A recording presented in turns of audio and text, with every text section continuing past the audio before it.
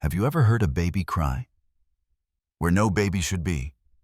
Not in a cradle, not in a home, but out in the middle of a sun-scorched wasteland, alone and buried in a coffin marked with your name. That's what happened to Silas Crow.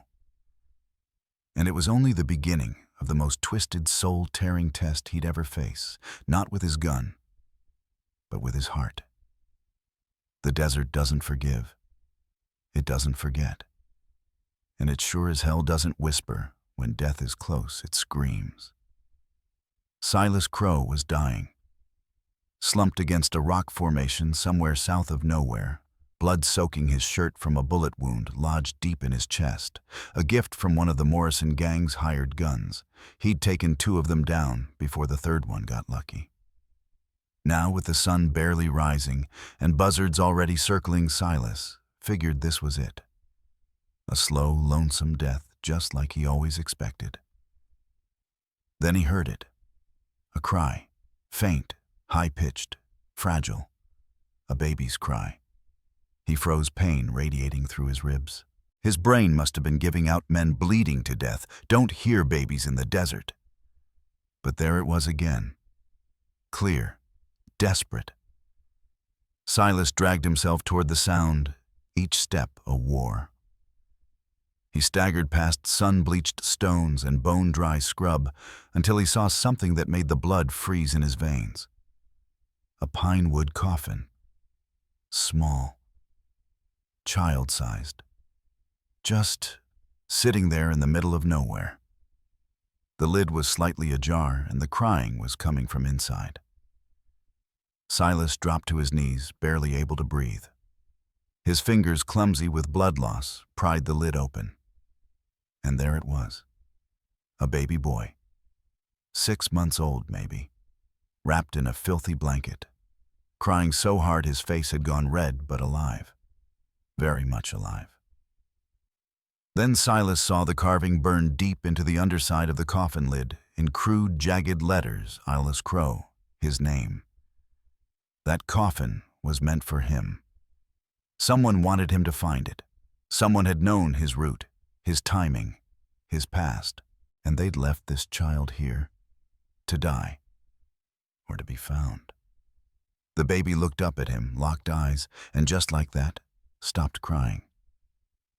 Silas had faced death more times than he could count. He'd lived by the gun-lost friends to the bottle and carried blood on his hands he could never wash off.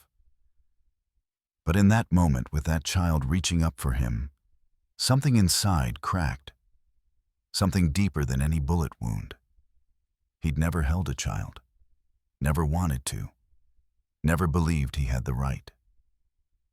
But now, that baby wouldn't last 2 hours in this heat.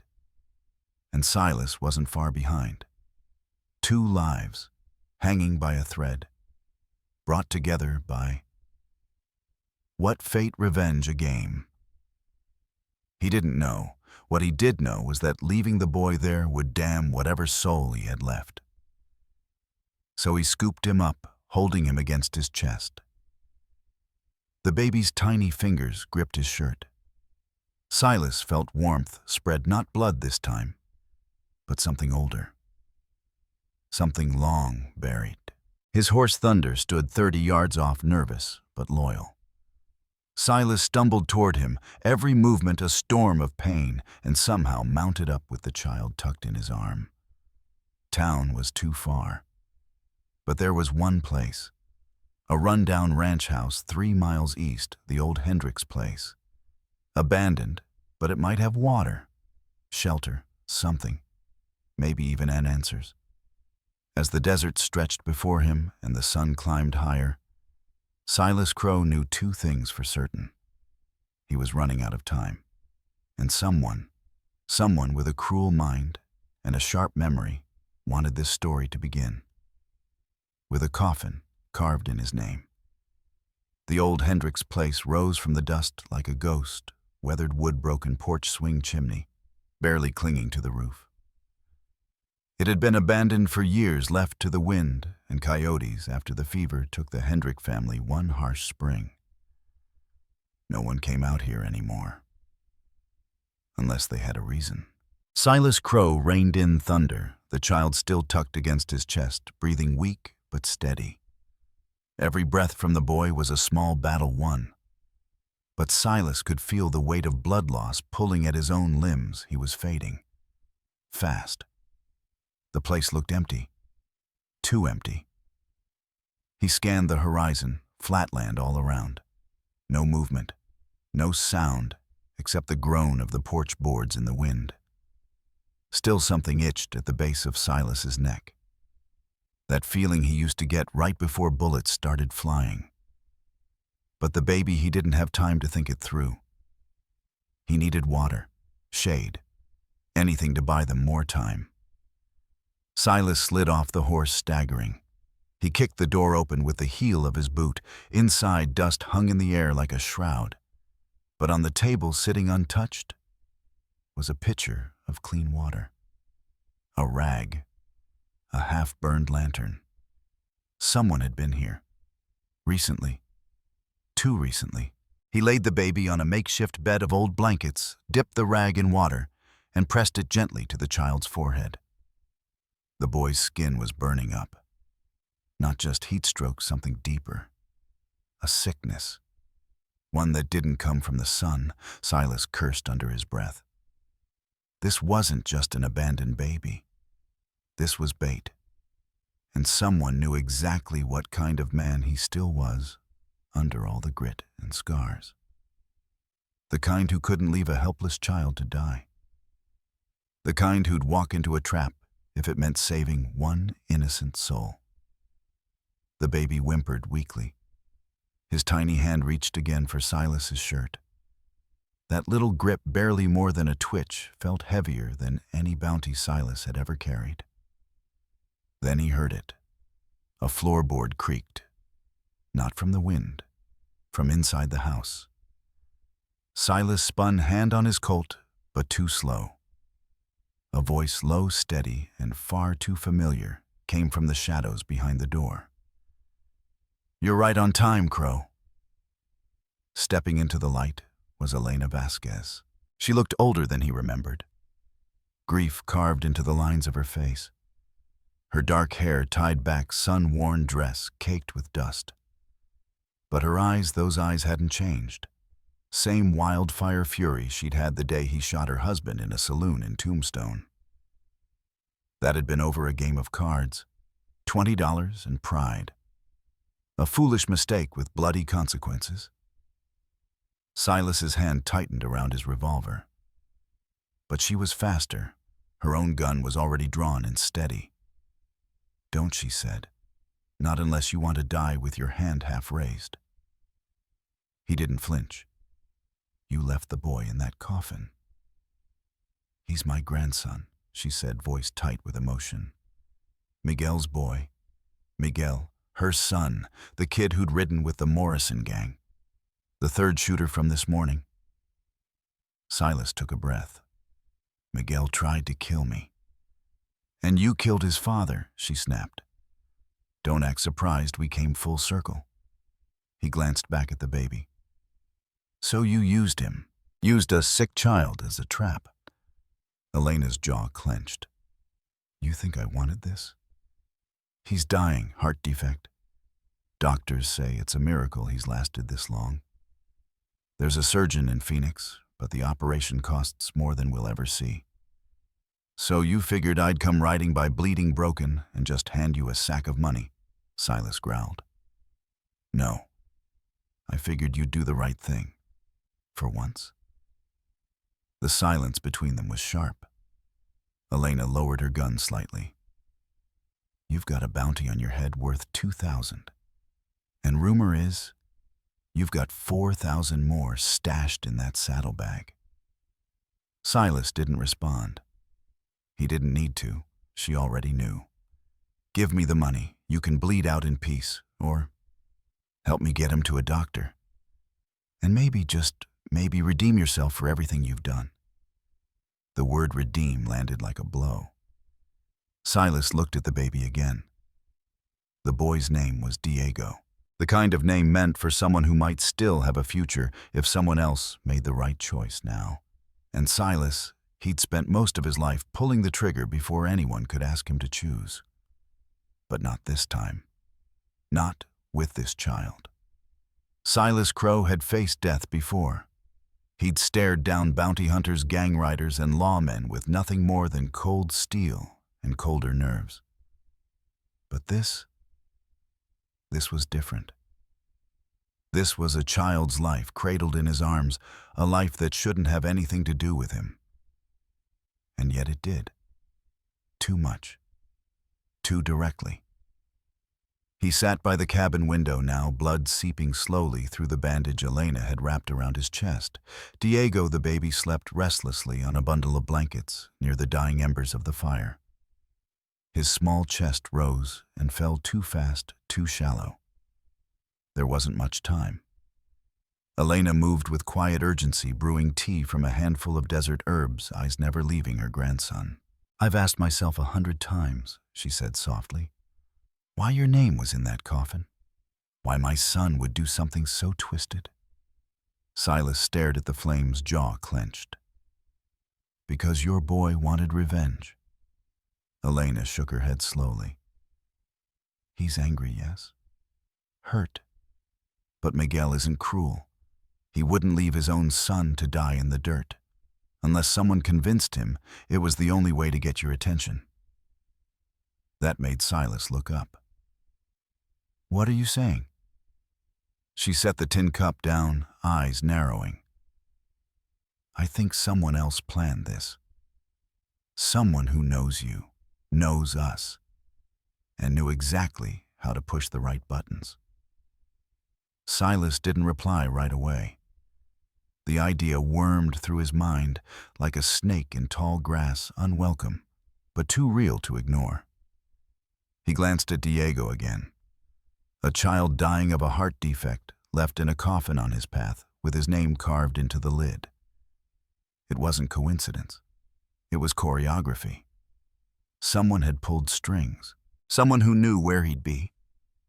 What trail he'd ride after dealing with the Morrison gang that morning. Elena stepped closer. "Think, Silas. Who would go to all this trouble just to get you here?" Names started swirling in his head. Old names. Dangerous names. People from a life he'd buried like so many others. Then a chill ran down his spine. "Micah Harlan," he said under his breath. Elena blinked. "That name's familiar." Silas nodded grimly. "He ran with me and Wade back in the war years. Afterward turned to bank jobs and bounty scams. He's a planner. The kind who doesn't get blood on his hands but always knows who to push to do the dirty work." "Why would he target you now?" Silas looked out the cracked window toward the horizon. "Because I turned my back on him 10 years ago. Left him behind when a job went sideways in New Mexico. He swore he'd get even. He said one day I'd choke on my own past." Elena crossed her arms. "So you think this baby, my grandson, is part of his revenge?" "Not just revenge," Silas said quietly. "A message." He rose slowly, wincing as pain flared through his ribs. "Micah always believed people are just leverage. Tools. Pawns. If he's behind this, he's playing a bigger game. And we just stepped onto the board." Outside, the wind began to howl, dust swirling across the barren field like restless spirits.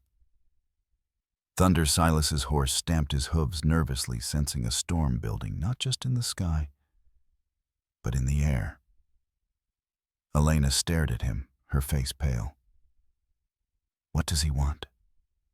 Silas met her gaze, eyes cold as old iron. "He wants me broken.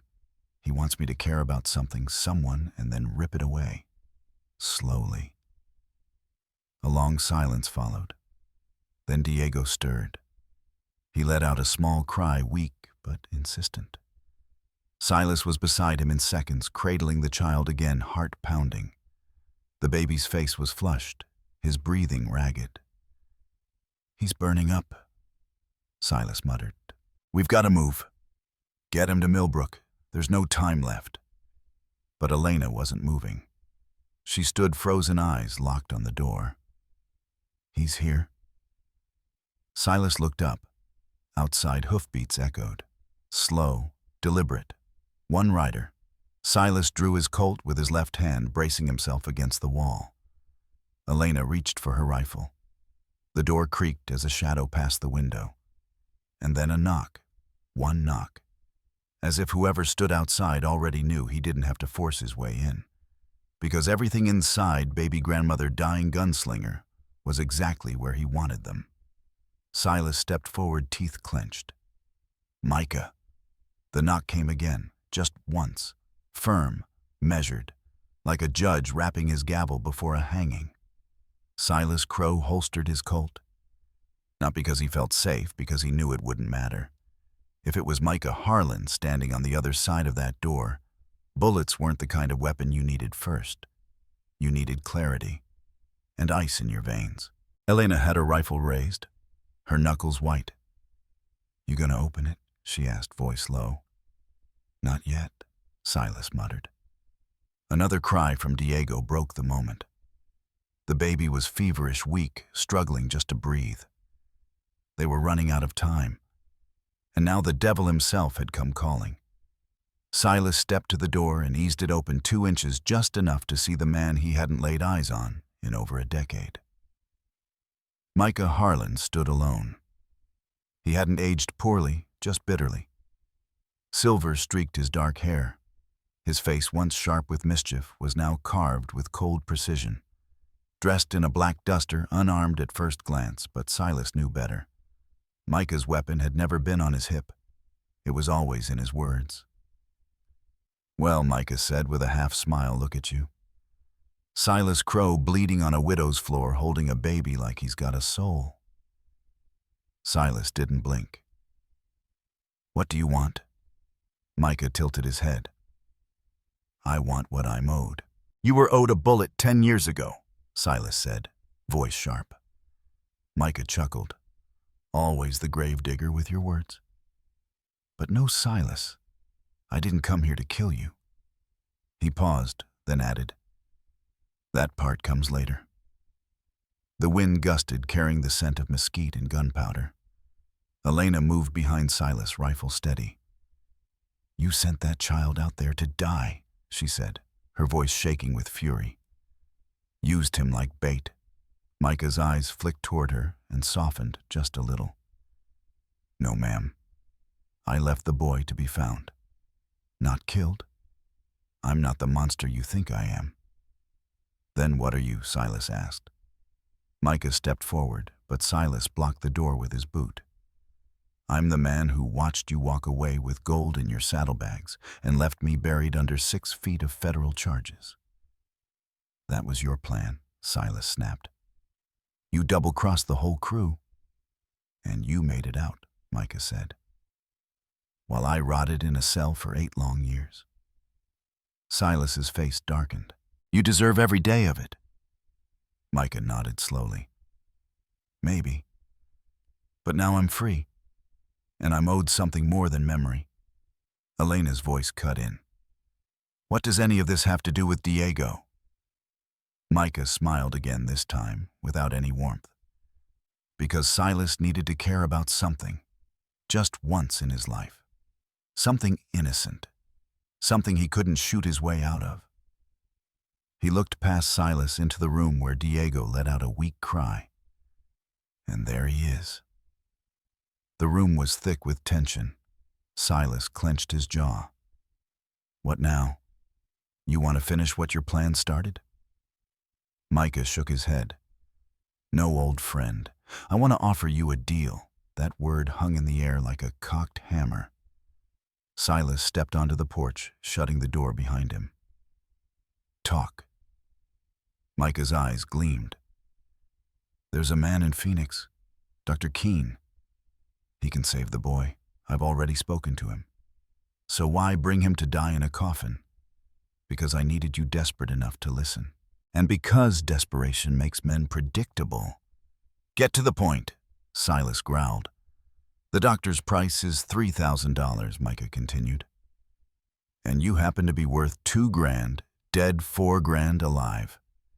Give me the money, and I'll get the boy to Phoenix. You, on the other hand, stay out of the way. Fade into the dirt like the killer you are." Silas laughed once, a dry, bitter sound. "You expect me to hand over my blood money and trust you'll save him?" "No," Micah admitted. "I expect you to have no other choice." Silas took a slow step forward until their faces were inches apart. "You always were good at traps, Micah. But you forgot one thing." "What's that? I don't run anymore." From behind the door, the sound of Diego's coughing sent a chill through both men. Silas didn't flinch. "You so much as touch that boy," he whispered, "and I'll send you to meet everyone we buried back in New Mexico." Micah's grin returned, but it was thinner now. Hollow. "Time's running out, Silas. The desert doesn't wait. Neither does death." He turned, mounted his waiting horse, and with a final glance back, rode off into the gathering dusk. Silas stood there for a long moment. Behind him, Elena opened the door.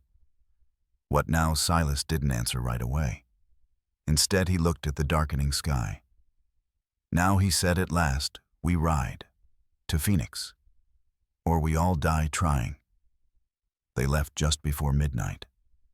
Elena cradled Diego in her arms, wrapped tight in a wool blanket soaked with fever. The child barely whimpered anymore, just shallow breaths and a heartbeat that felt like it might vanish between moments. Silas tied his saddlebag tighter behind the cantle. Every bump in the trail would be agony. The bullet still sat lodged just under his ribs like a ticking clock. But the pain didn't matter anymore. "Phoenix is 6 days out," Elena whispered, glancing at the map by lantern light. "If we're lucky." "We won't be," Silas said. "Not with Harlan still breathing." They took the north trail, less traveled, more dangerous. But it cut 2 days off the ride, and time was the one thing none of them had. By dawn, the sky was a blood-orange haze. Diego stirred once, coughing weakly. Elena pressed a cloth to his lips. When she pulled it back, it was tinged with pink. "He's worse," she said, voice barely above the wind. Silas didn't answer. He just rode harder. Thunder, his old stallion, had never failed him. But now every mile was a test. The old warhorse was carrying more weight than ever before, and not just in saddlebags. Around noon, the wind shifted. Miguel, riding scout ahead, raised his hand. He was crouched beside a hoofprint deep fresh and heading their way. "Riders," he said. 3 or 4, maybe more. Silas scanned the ridgeline. Empty for now. "They're shadowing us," he muttered. "Waiting for the right moment." "Morrison gang?" Elena asked. "Or Harlan's men. Either way, they ain't coming to offer help." They rode on through the canyon pass, boxed in by sheer cliffs and red rock. Silas hated it, too quiet, too easy to ambush. Thunder's ears twitched. Then came the sound, stone shifting. Not from a horse, from above. Silas didn't think, he shouted. Down, gunfire echoed like thunder off the canyon walls. A bullet snapped past his head. Elena dove to the side, shielding Diego with her body. Miguel fired upward blindly. Silas rolled behind a boulder, drew his Colt, and took aim. One shot, a scream. A body tumbled from the ledge above.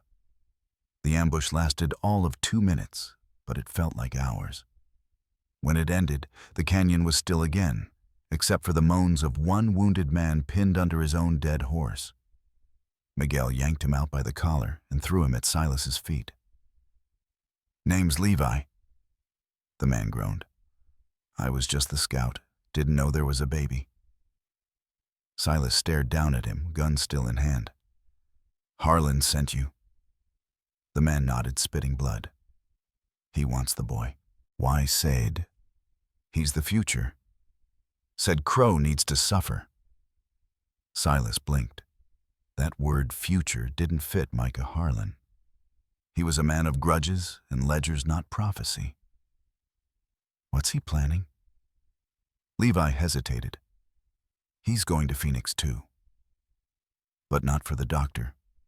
He's got men waiting there. You'll never make it. Silas turned to Miguel. Tie him up, leave him water, but take his horse. We'll need the speed. They rode harder that afternoon until the horses foamed at the mouth. And Silas couldn't feel his hands from the cold bite of blood loss.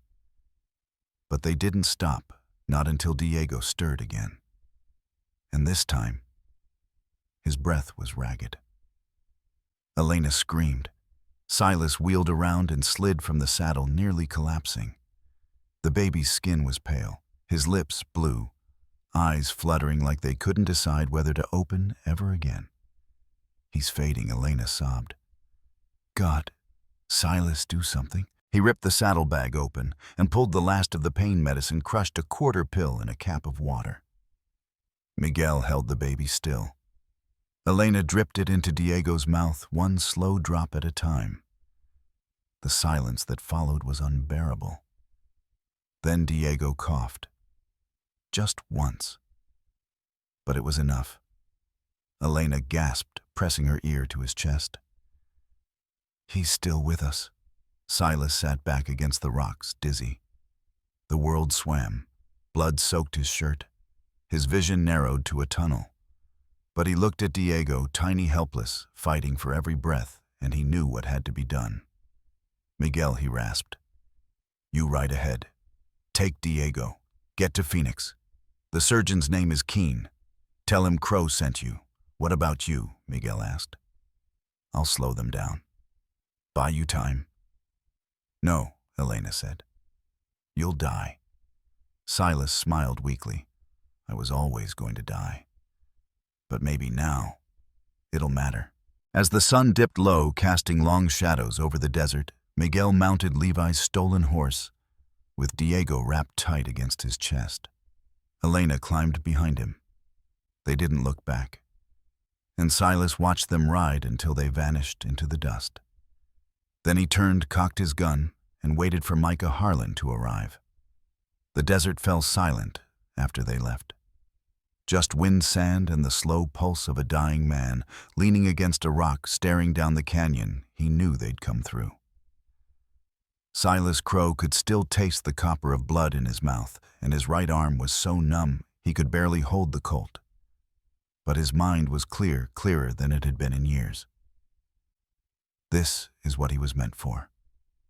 Not the bounty work, not the killings, not even the revenge that had once kept him breathing. This, buying time, for a child who still had a future. For once he was gambling on someone else's life. Not to take it, but to save it. The sun dipped low, casting long amber shadows. His stallion, Thunder, stood off to the side, breathing heavy. Loyal to the last, just like Silas hoped he'd be. The saddle still held the empty money pouch, a decoy now. The real cash was tucked into the folds of Miguel's jacket, riding hell-bent for Phoenix. Silas drew in a breath. Shallow, painful. He checked his revolver, 4 bullets. That was it. No backup, no miracles. Just a tired man with a fast draw and not much left to lose. He didn't have to wait long. The first hoofbeats came like distant thunder, fitting, he thought. 5 riders' silhouettes against the red sky. Micah Harlan led them, wide-brimmed hat, low, a rifle slung across his back, and the cold glint of revenge in his eyes. They slowed as they approached, cautious. The ambush yesterday had cost them men, and nobody trusted Silas Crow to die easy. Even Silas Harlan called voice smooth as poison. Heard you were feeling poorly. Silas coughed blood into the dirt and wiped his mouth with the back of his hand. You took your time, Harlan. That baby's halfway to Phoenix by now. Don't matter, Harlan said, dismounting. A sick kid won't live long without a father or funds. But I hear he's got both. If I take that money back off your corpse.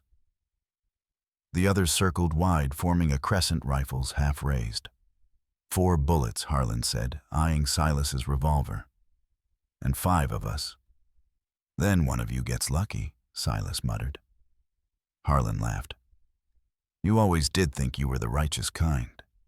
Funny coming from a man who's sent more souls to the dirt than drought or disease combined. Silas didn't argue. He just looked at the horizon where Elena, Miguel, and Diego had vanished. You gonna talk me to death, Harlan? He asked. Or are we gonna finish this? For a second nobody moved. Just the wind. The dying light. Then Harlan's eyes narrowed. Finish it. Gunfire erupted, a fury of sound in the dead desert. Silas rolled behind the boulder, ignoring the fire in his ribs. He shot blind once, twice. A scream answered. 1 man down. A bullet grazed his leg. He bit down hard, tasted more blood. He fired again. Missed. They were closing in. Another round struck the rock inches from his face, sending hot shards of stone into his cheek. Third shot caught a second rider in the shoulder. He went down howling. Silas ducked back, breathing ragged. 1 bullet left. 1 chance.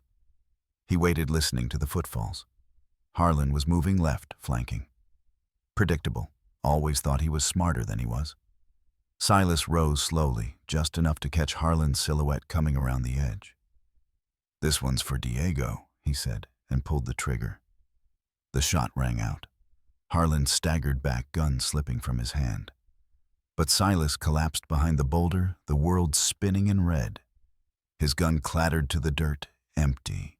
He could hear the last 2 men yelling, confused. Then someone shouted, "He's down! He's down!" Footsteps came fast.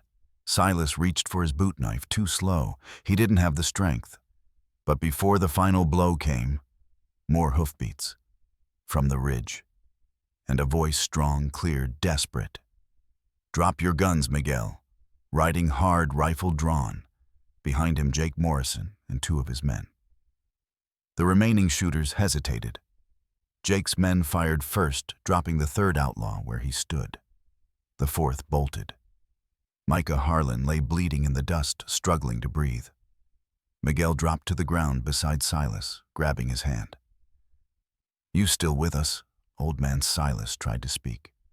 Blood bubbled at the edge of his lips. "Baby? Safe?" Miguel nodded. "Doctor's waiting. Elena's already there." Silas smiled, just barely. The sky above turned dark, stars peeking through the veil. "Good," he whispered. "Then I'm done." His hand went limp in Miguel's grip. But the boy, the baby, would live. And for Silas Crow, that was enough. 3 weeks later, the wind carried whispers through the town of Millbrook, whispers of a dying man who rode into the jaws of death and somehow carved a path out for a child barely old enough to cry. The boy's name was Diego Vasquez. He was resting now, wrapped in a soft quilt, on a clean bed in Doc Harper's backroom clinic. His chest rose and fell gently, no longer the shallow gasps that had haunted his grandmother's dreams. The surgery in Phoenix had gone well, better than anyone had dared hope. He would live? And in that quiet victory, the town had found something it hadn't seen in a long time, hope. Elena Vasquez sat at the boy's bedside, a book unopened in her lap, her eyes watching every breath he took. She barely spoke those first days after the surgery. She didn't have to. Grief and gratitude existed side by side in her silence. Her hands, once clenched with fury, now trembled each time she reached out to brush a lock of hair from Diego's forehead. Miguel paced the porch outside his boots, scuffing the wood. He hadn't left the clinic since they arrived, not even to sleep. The weight on his shoulders was different now. Not vengeance, but responsibility. He'd buried his anger beside Silas Crow in a shallow grave just outside Millbrook under a twisted cottonwood tree. No marker, just a pile of stones and a single item left behind Silas's Colt jammed barrel down into the dirt.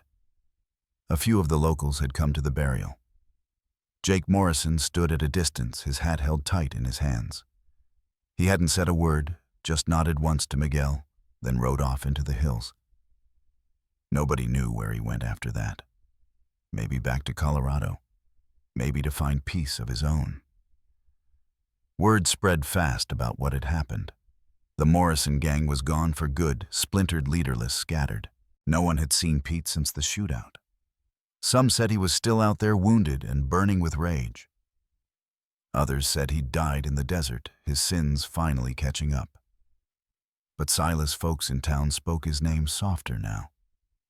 Like a prayer. Like a man they never really knew, but wished they had. A killer. A gunslinger. A ghost with blood on his hands. But in the end, he'd chosen to save a life instead of take one. And that changed everything. On the fourth morning, Diego opened his eyes fully and smiled, a slow, tired thing. But it was real. Elena broke into tears. Miguel collapsed into the nearest chair, laughing and crying all at once. They stayed there like that, the three of them, what was left of a broken family, maybe mending at last. Later that day, Doc Harper handed Miguel a folded envelope. Inside was a single sheet of paper yellowed with age and stained with blood. It was Silas's handwriting, barely legible, scrawled in the margin of an old wanted poster. If this boy lives, then maybe I did one good thing. Don't name nothing after me. Just let him grow up free. Miguel folded the paper slowly, pressing it to his chest. Silas Crow hadn't left behind a legacy of buildings or riches. Just a child, alive, free, and a town that remembered. That evening, as the sun dipped behind the hills, a few townsfolk lit lanterns outside their homes. Elena watched from the window, her fingers wrapped around Diego's small hand. "He's safe," she whispered, her voice almost a prayer. "He's safe because of a man we once called a monster." Miguel stepped into the room, his face tired, but his eyes clear. Then maybe we should stop calling him that. They sat together, the desert quiet outside, and for the first time in a long while, no one feared what the morning might bring. The West was still wild, still unforgiving. But in the dust and blood, sometimes, just sometimes, a man could choose something different. Even at the end. The rains came late that summer. Not enough to break the drought, but enough to stir the dust and wake something quiet in the town of Millbrook. Folks said it felt like a kind of cleansing, not just of the air, but of the past. And if you asked around the saloon or the church steps, people would tell you the same thing. It started with the baby. And the gunslinger who saved him. The name Silas Crow still lingered like smoke in the wind. Miguel Vasquez returned to his old trade, leatherwork, with hands steadier now, guided by something greater than revenge. On his shop wall, next to a picture of his father Carlos and young Diego, hung Silas's old gun belt. Unloaded, never to be used again. It was a reminder that even the deadliest hand could one day choose to put the weapon down. Elena took to teaching the local children arithmetic in the morning stories in the afternoon. She never spoke of the Morrison gang or of the fire that nearly claimed her soul. But if a student ever asked about the carved wooden box tucked beneath her desk, she'd simply say, "That's where the bad dreams go. And we don't open it anymore." As for Diego, the boy grew stronger with every sunrise. He ran before most boys his age could walk, and laughed loud enough to shake the dust off the porch beams. But there was something else in him, a depth to his eyes that no one could quite explain. As if even as an infant, he had looked death square in the eye and refused to blink. Sometimes when the nights grew still and the wind blew east across the desert, Diego would toddle out to the edge of town with Miguel or Elena at his side. They'd stand there under the stars, and the boy would raise a tiny hand toward the horizon. "That's where he came from," Elena would whisper. "The man with the broken heart and the iron soul." They never spoke of Silas like a hero. That wasn't the point. He'd taken too many lives, made choices that stained his soul darker than dust. But in the end, he'd made one final choice that mattered more than all the rest. He'd chosen to save, to protect a life, not take one, to spend his last breath giving someone else a first chance.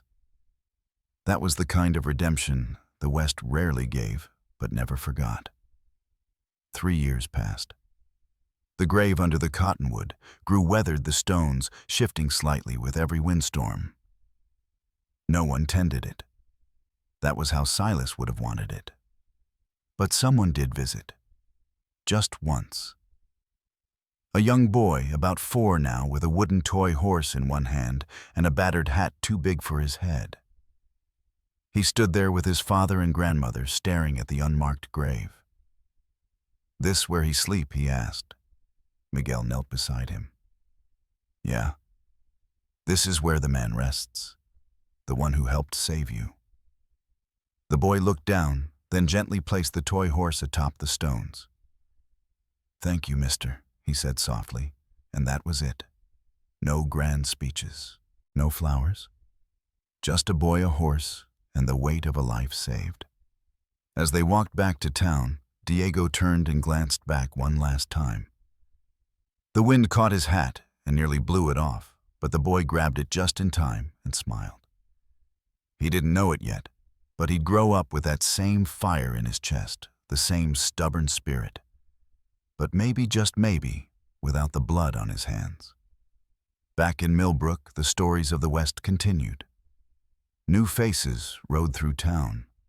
Old debts were paid. Some men chased fortune, others ran from pasts they couldn't outrun. But in the back rooms of saloons and on front porches at sunset, one story kept coming back, the tale of a lone gunslinger, a coffin in the desert, and a baby who cried loud enough to save a man's soul. They called it the cry that changed everything. And long after Silas Crow's bones turned to dust, that story kept riding, just like the West itself. Peace in the West was always on loan, and someone always came riding to collect. 3 months after Silas Crow's death, Miguel Vasquez began noticing the signs: cattle skittish without cause, empty cartridges in the creek bed, and boot prints near the north fence line, prints too wide, too deep, and far too fresh to belong to any honest man. At first he said nothing. He wanted to believe the bad days had died with Silas buried beneath that cottonwood, with the worn stones and the wooden toy horse his son left behind. But the land had its own memory, and sometimes it stirred. One morning just after sunrise, Elena found a scrap of cloth wedged into the front door. Torn flannel, faded red. A symbol in ash marked across it, a crow wing's clipped beak open. The Morrison gang might have lost its head in peat, but snakes grow new ones. Someone or something was testing the wind again. That evening, Miguel loaded a Winchester and stood at the edge of town, staring down the long road that ran west. Diego, now nearly 5, came and stood beside him, his hand tucked into his father's. "Are the bad men coming back?" Miguel didn't lie. "I don't know, mijo, but we'll be ready." Diego didn't flinch. "I remember the man who saved me. You were just a baby." I remember his voice. Miguel looked down at the boy. He had his mother's eyes. But there was something in the way he squared his jaw. Something hard. Something earned too young. A fire passed down like an old revolver, unwanted but necessary. Later that night, as the wind howled and the desert whispered, a rider appeared on the horizon. Alone. Cloaked in black. No lantern. No badge, no flag. Just dust. He rode straight into Millbrook, didn't tie up his horse, didn't knock. He walked into the saloon and laid something on the bar, an old leather hat. The bartender, a man who'd once served Silas Crow himself, froze mid-polish. The hat had a single bullet hole through the crown, and initials burned beneath the brim, SC. The bartender swallowed. "Where'd you get that?" The rider didn't speak, just turned and walked out. By morning, the hat was gone, but rumors weren't. Someone had dug up Silas's grave, and someone wanted the world to know. A week later, 2 ranches outside Millbrook were burned. No one hurt, but no cattle left behind either. Just charred fences and the same ash-marked crow pinned to the barn walls. Miguel gathered the townsfolk in the chapel. "They're not after land," he said. "They're after a story, after a name." He didn't say it aloud. He didn't have to. Silas Crow, the outlaw turned savior, the gunslinger who died to save a child. His name had grown heavy in the air legend wrapped in dust. And legends in the West drew shadows. Elena stepped forward. "Then maybe it's time we stop letting shadows decide who we are." The preacher nodded. "If the devil's riding toward our doorstep, we meet him at the gate." And so, for the first time in decades, the people of Millbrook took up arms not to steal or run, but to defend, to protect what had grown in the ashes of blood. But Miguel knew one thing they didn't. This wasn't a simple gang war. This was personal. 2 nights later, the silence broke. The sound of hooves thundered through town like Judgment Day. 6 riders' faces covered torches lit their leader, raising a long-barreled rifle into the sky. A voice echoed from the dark Millbrook owes a debt. Paid in full or burned to the ground. The crow's blood bought 1 child's life. Tonight we take 10 in return. No one moved, until a door creaked open. It was Diego, standing alone, a small boy, holding Silas Crow's old hat in both hands. He stepped into the torchlight fearless. He wasn't a crow, the boy said, voice clear. He was the storm. The riders shifted. Guns clicked. But before a shot could be fired, a dozen rifles lit up the night from rooftops and alleyways. Millbrook fought like a town that had tasted mercy and wasn't about to lose it. The battle lasted minutes, but echoes rang for hours. When dawn broke, only 1 rider remained breathing, the leader. Miguel stood over him.